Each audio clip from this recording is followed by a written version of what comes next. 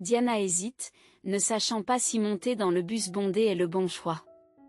Cependant, elle n'avait pas d'autre choix car le prochain bus devait arriver 20 minutes plus tard. Ses genoux de 80 ans manquant d'énergie, elle doute de sa capacité à rester debout pendant tout le trajet jusqu'à la foire. Néanmoins, une lueur d'espoir subsiste en elle. Peut-être que quelqu'un fera de la place pour une vieille femme comme moi, se dit Diana en montant dans le bus.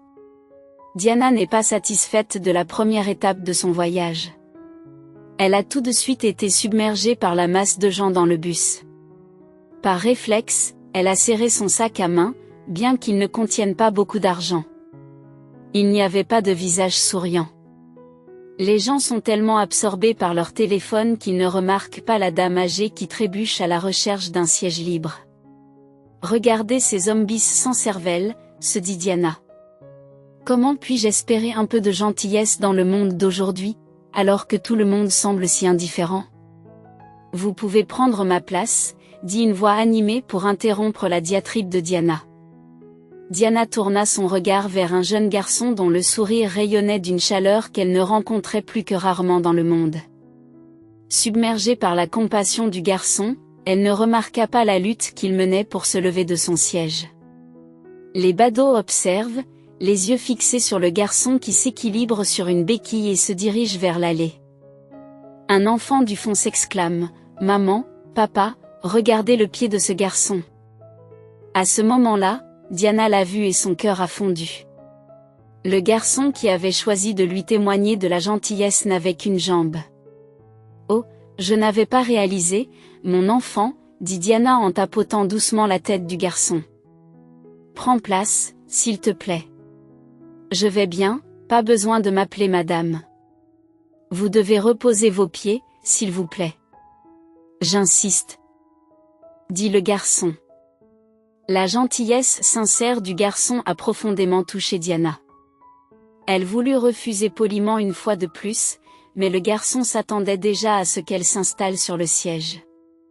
Bien sûr, mais seulement si tu es prête à partager tout ce que tu sais sur toi, dit le jeune homme. Le voyage jusqu'à la foire fut long, mais pour Diana, il fut rempli d'émotions alors qu'elle écoutait des bribes de l'histoire de la vie du garçon. Je m'appelle Ethan. Je vis à Springville avec ma mère et ma grand-mère. Tu ressembles beaucoup à ma grand-mère, amie. Mais elle ne va pas très bien depuis 3 ans. Elle avait l'habitude de me lire des histoires et de chanter pour moi tout le temps. Mais maintenant, maman dit que grand-mère a perdu sa voix pour toujours. C'est donc à mon tour de lui lire et de lui chanter des histoires. Et quand je le fais, elle sourit comme toi, raconte Ethan. Curieuse, Diana demande, et que fait ta maman? Oh, tout. Maman travaille comme serveuse pendant la journée, puis rentre à la maison pour le déjeuner avant de se précipiter dans un autre café au centre commercial, où elle apprend également à devenir coiffeuse. Dès qu'elle a un moment de libre, elle s'occupe des fêtes d'anniversaire et d'autres événements dans le quartier depuis que papa est décédé. Elle est constamment inquiète et je suis sa principale préoccupation. J'essaie de l'aider pour les tâches ménagères et les courses, mais elle m'empêche toujours d'assumer ses responsabilités. Elle refuse même que je donne des cours particuliers le week-end pour l'aider financièrement, comme aujourd'hui où j'avais un peu de temps libre. J'ai proposé mon aide pour préparer une soirée d'anniversaire, mais ma mère m'a glissé quelques dollars dans la main et m'a dit d'aller profiter de mon enfance. Ethan et Diana partagent un rire, mais les pensées de Diana dérivent vers les défis auxquels sa mère doit faire face. Ta mère a l'air d'être une femme extraordinaire, dit Diana en souriant.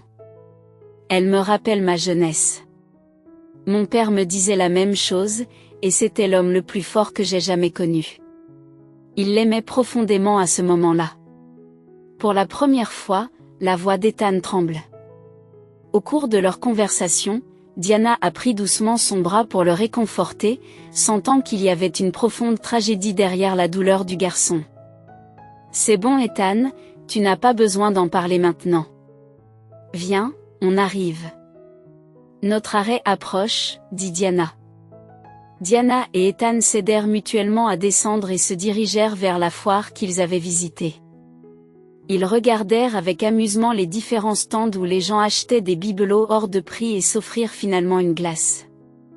Après quelques heures de flânerie, les deux jeunes gens, fatigués, montent dans le bus pour rentrer chez eux.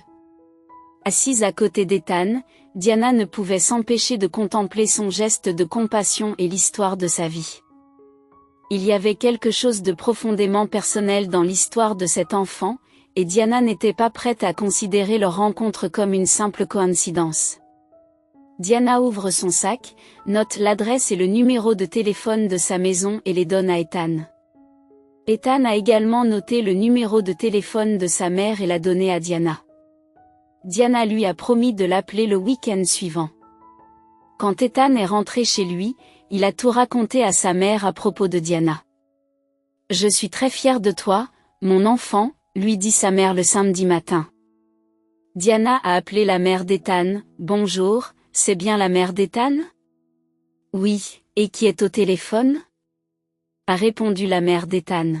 « C'est Diana, la femme âgée qu'Ethan a rencontrée dans le bus. »« Oh, Diana. Comment allez-vous ?» dit la mère d'Ethan. « Je vais bien. Ethan m'a beaucoup parlé de vous. »« Je vois. C'est très gentil de sa part. Je vous appelle pour vous inviter, vous et Ethan, à prendre le thé chez moi et à manger une part de tarte dimanche. Ethan a l'adresse de ma maison. »« Je vous attends, » dit Diana.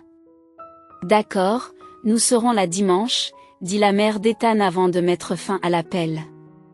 Dimanche, Ethan et sa mère ont rendu visite à Diana chez elle. Diana était ravie de les voir.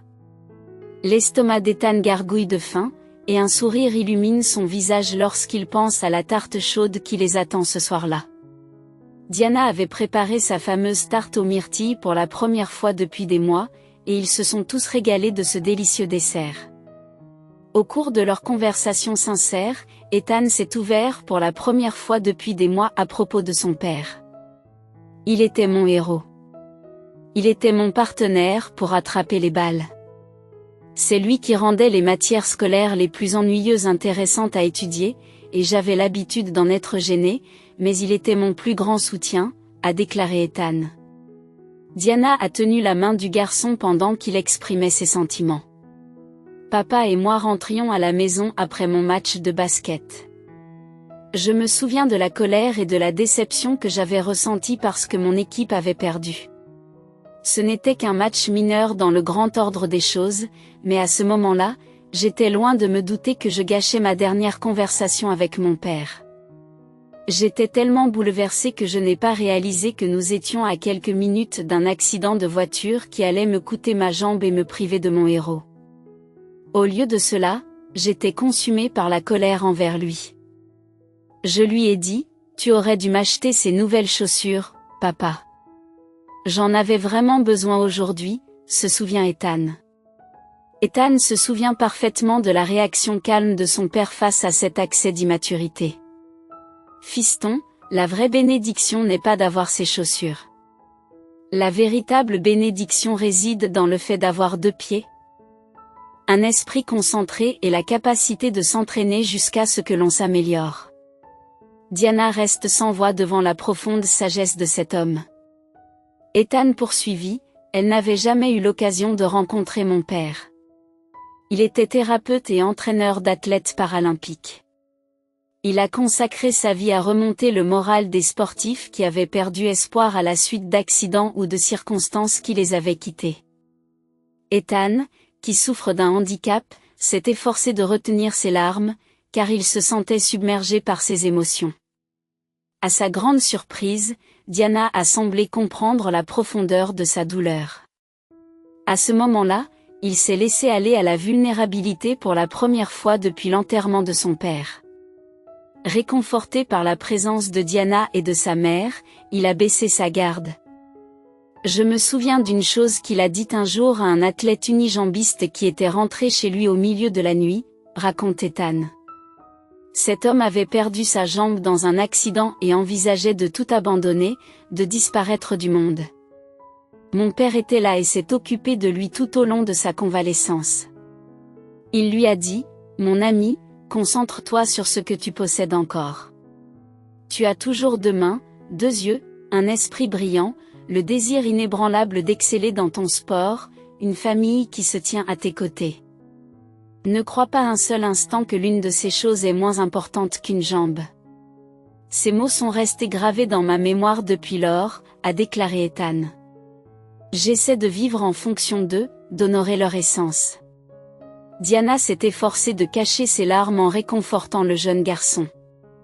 La mère d'Ethan a également pleuré lorsqu'il a raconté son histoire. La mort de son mari l'avait profondément affecté avant qu'il ne quitte la maison de Diana. Elle a promis de faire une surprise à Ethan et à sa mère la semaine suivante. Diana ne pouvait s'empêcher de penser à Ethan, son histoire a réveillé quelque chose en elle, suscitant le désir de renouer avec son propre fils qui ne lui avait pas rendu visite depuis plus d'1 an.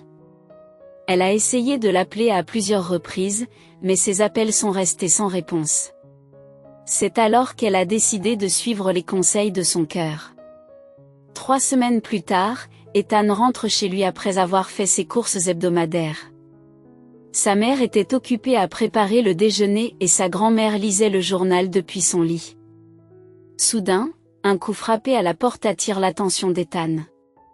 Madame Diana, c'était la même femme âgée pour laquelle il avait cédé sa place pendant le trajet en bus jusqu'à la foire. Je suis heureuse de vous voir, Ethan, dit Diana en souriant. Ethan lui rendit son sourire et Diana le salua chaleureusement, remarquant que sa mère s'approchait de la porte. Bonjour, Madame Diana. Vous êtes la bienvenue chez nous, dit la mère d'Ethan en serrant Diana dans ses bras. J'ai décidé de vous rendre une visite surprise aujourd'hui. J'ai une nouvelle à vous annoncer, annonce Diana, dont le regard oscille entre les visages curieux de la mère et du fils. Vous ne le savez peut-être pas, mais il se trouve que je suis la propriétaire de la plus grande chaîne de centres commerciaux de la ville. Je ne suis pas issue d'un milieu privilégié. Lorsque j'avais votre âge, j'ai également perdu mon mari bien-aimé au cours de cette période difficile. Alors que je luttais pour reconstruire ma vie et assurer la sécurité de mon jeune fils, j'ai souvent souhaité une intervention miraculeuse pour nous sortir de ces années de difficulté. Maintenant que mon fils mène une vie luxueuse, s'il ne me tend pas la main, c'est qu'il se débrouille bien tout seul. La mère d'Ethan a ressenti une vague de tristesse en voyant la déception dans les yeux de la vieille dame. Je me suis demandé s'il était juste de donner toute ma richesse, ma grande maison et mon confort à quelqu'un d'autre. Je me suis demandé si quelqu'un dans le monde d'aujourd'hui, y compris mon propre fils, comprenait encore l'importance de la gentillesse et de la famille. Mes doutes ont persisté jusqu'à ce que je rencontre votre fils, et j'ai donc décidé de devenir l'intervention miraculeuse pour laquelle j'ai autrefois prié avec ferveur. Je veux vous aider à reconstruire vos vies, Ethan. Je vous invite, toi, ta mère et ta grand-mère, à emménager dans ma maison de 3 étages et à en faire votre nouveau foyer. Ce petit endroit où vous luttez pour réaliser vos rêves et vos aspirations ne doit pas vous limiter. Venez vivre avec moi et je prendrai soin de vos besoins, vous donnant ainsi un nouveau départ. Je confesse que j'aspire égoïstement à un sentiment d'appartenance et à de l'amour en retour. C'est tout ce que je désire maintenant. La mère d'Ethan est surprise par ce que vient de dire Diana. Tout cela arrive si vite, cela ne fait même pas de mois. Vous connaissez Ethan et vous voulez faire tout cela pour nous. Pouvez-vous me donner un peu de temps pour y réfléchir? La mère d'Ethan a répondu, je n'y vois pas d'inconvénient. Diana a ajouté, j'espère avoir une réponse positive de votre part bientôt, dans 1 semaine à partir d'aujourd'hui. Pendant cette semaine, Ethan a fait de son mieux pour convaincre sa mère. S'il vous plaît, emménageons avec Diana. C'est une opportunité pour nous tous, et Diana est une femme bien. Il a fallu faire preuve de persuasion, mais la mère d'Ethan a finalement accepté de saisir l'occasion et d'offrir à sa petite famille une chance de prendre un nouveau départ. Dana a généreusement payé les dernières prothèses d'Ethan, lui redonnant confiance et indépendance. Grâce à Ethan, à sa mère et à sa grand-mère, qui est devenue l'amie la plus proche de Diana, cette dernière a connu la joie d'avoir à nouveau une famille aimante. 3 ans plus tard, le fils de Diana est revenu. Cependant, il n'est pas revenu pour s'enquérir de son bien-être. Au lieu de cela, il a cherché à prendre possession de sa maison lorsqu'il a été confronté à la situation. Diana n'a pas hésité à faire intervenir les autorités, appelant la police pour dénoncer son fils, qui était revenu uniquement pour son argent. « Ma famille est déjà ici avec moi. Je ne te reconnais plus, lui a-t-elle déclaré avant de lui fermer fermement la porte au nez. La belle nouvelle maison d'Ethan, désormais honorée de la présence de 2 grands-mères chéries, déborde d'innombrables moments d'amour, de rire et de complicité.